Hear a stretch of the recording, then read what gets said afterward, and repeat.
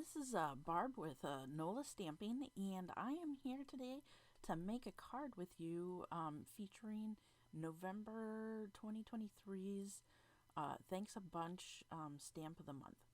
So it's really awesome because this month's Stamp of the Month is all gratitude-based sort of sentiments, and it's something that I think will work perfectly in all sorts of different cards. But I wanted to make a nice little thank you card using just the sentiments as the main image. So let's get started with that. So let's take a piece of white daisy cardstock that's 3 inches wide by 2 inches tall. And we're going to stamp using 3 different colors of ink. So we're going to use Lemonade, and Sundance, and Pumpkin.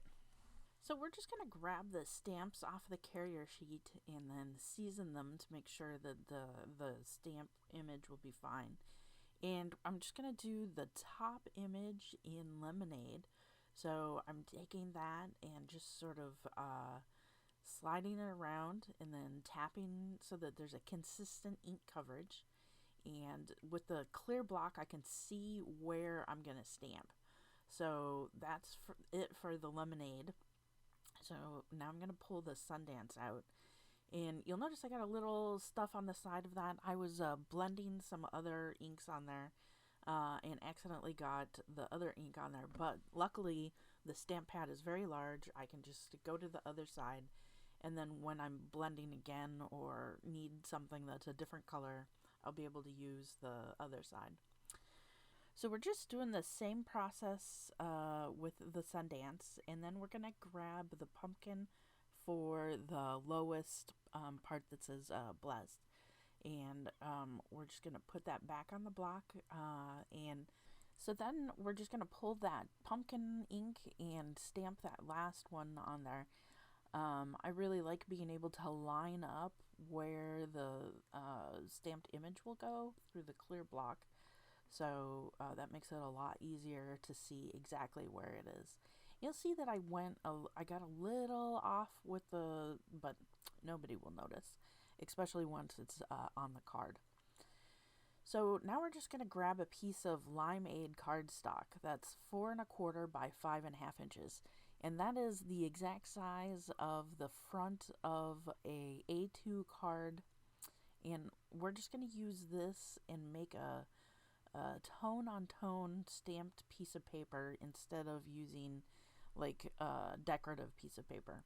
So I'm taking the small images that are, like the little doodled images that are on the Stamp of the Month. And what I'm doing is I'm taking each one and I'm just randomly stamping it around the Limeade. So what I like to do is, it's like a rule of 3. So stamp one in a corner and make sort of a triangle image with it. And then that way, once it's all done, it looks random. So, you'll put one up in a corner, one in the other corner, and then down at the bottom. So, like here, I'll speed it up a little bit, and then you'll see it really does end up looking really random. And it's a lot of fun to do, too. So I like how that came out. So let's go ahead and grab our A2 card base, and we're going to stamp on the inside to do like a little sentiment. So I'm going to stamp the larger thank you in Sundance. It's just a little darker and it'll make it stand out. And I'm going to do that same thing where we're stamping in colors that are close to each other in that same like family tone. And then I'm going to stamp the little line, for all you do underneath in Pumpkin. As long as I have the ink pads out, might as well keep that same feel going throughout the card. So I'm going to take some pieces of cardstock that I have, and these are like 1-inch scraps. So they're 1 inch tall, and then they are in the exact same colors. So it's going to be Lemonade, Sundance, and Pumpkin again. And, sometimes you'll just get a 1 inch or just almost 1 inch scrap piece on the edge of your paper. And so what I'm going to do is I'm going to grab some washi tape here. And I want to put the strips together because I'm going to use them to create like little triangles. So I'm just using some scrap washi that I have on my desk, and I'm just going to put the different strips together, and then I'm going to run them through my cutting machine. I really like that I can just sort of go back and forth, and with these new triangle thin cuts, I can just go up and down and cut those strips all together, and the washi tape on the back is going to keep them together. So you'd want to leave the washi tape on there so that when we put them together on the card, it just makes it a lot easier. So let's go ahead and grab all the pieces and start assembling the card. So you're also going to need a piece of pumpkin cardstock that's 3¼ inches wide by 2¼ inches tall. And we're just going to use that as the frame for the thankful, grateful, blessed, so that it just kind of stands out a little bit more, because that's a really nice sentiment, and we might as well spotlight it.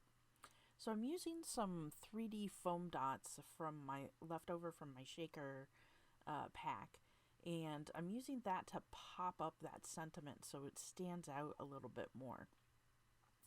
And now what I'm going to do is line up the triangles, and so I cut them upside down for some and right side up for the others. So that means the yellow will be large on some, or the lemonade will be large on some of them, but then small on others. So I want to make sure that it kind of does like a nice repeating pattern where, it does like a every other sort of thing.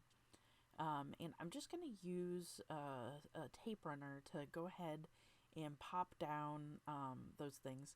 And I'm running the tape runner right over the washi tape because I want to keep it in the same spot. And if you take all of this, you could take the washi tape off and just sort of fiddle around with it and glue it down. But I mean, I'm not going to use the washi tape again, so I might as well just leave it on there. And so I'm just going to trim off any excess from the top or bottom.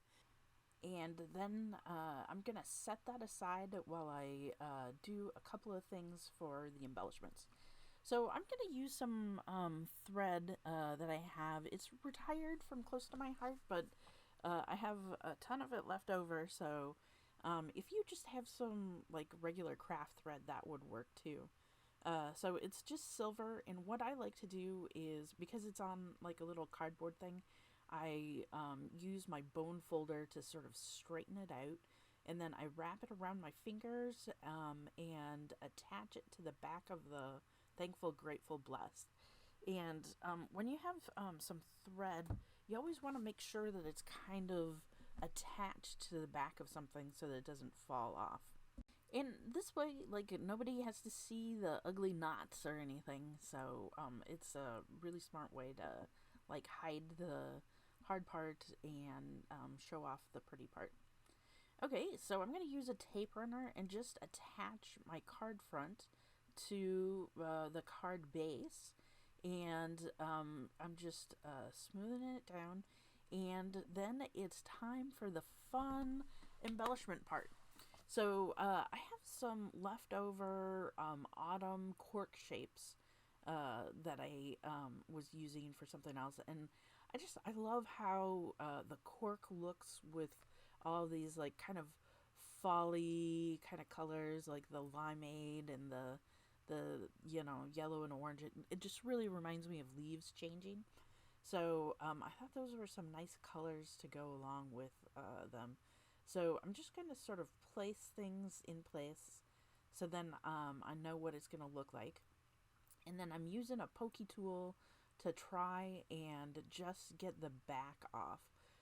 Once that adhesive goes down on those cork shapes, like, it is down, so it is not getting moved again. So I, went for the tweezers and the pokey tool, and it all works pretty good. In the new catalog, Close to My Heart just came out with these cool silver bell dots, and I really love how it's got like a whole bunch of different like glittery sort of things, and they have like a nice copper one, and so I thought that would be fun to sort of like bring in those because it really looks like the cork. And that is the card.